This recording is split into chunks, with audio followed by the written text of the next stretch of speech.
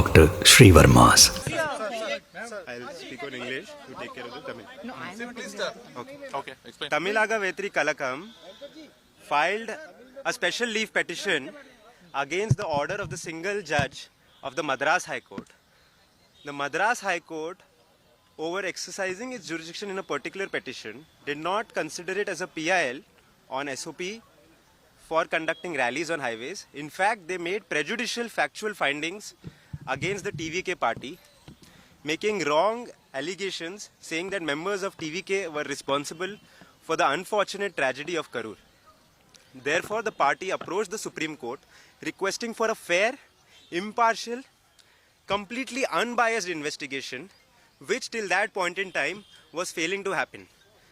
The prayer was simple, that the investigation needs to be monitored by a retired judge of this honorable court, the Supreme Court, so that it can be completely unbiased. The court has accepted our plea and made a 3-level system. Number 1, the court itself will be monitoring this investigation. The Supreme Court itself will be monitoring it, and that will be the topmost level. They have granted us liberty to approach the court at any point in time wherever we feel that the investigation is not happening in a proper manner. That's the first layer and the topmost layer.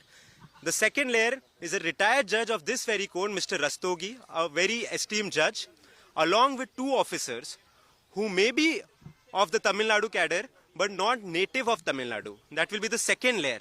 And under that will be the CBI investigation. So the investigation has transferred from the SIT to the CBI, but supervised by 2 layers of judges, which was our request, so that the investigation is done in a fair manner and justice actually happens to the 41 victims who are members or fans of TVK.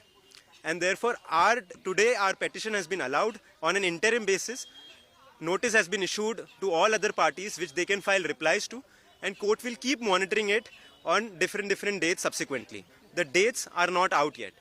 So we're very grateful because I think the law has taken its course. We've been given a very sound, long, detailed hearing by the judges. Justice Maheshwari and Justice Anjaria have been extremely careful and given a very well-reasoned judgment. They took the time to pronounce it in great detail, even in court today.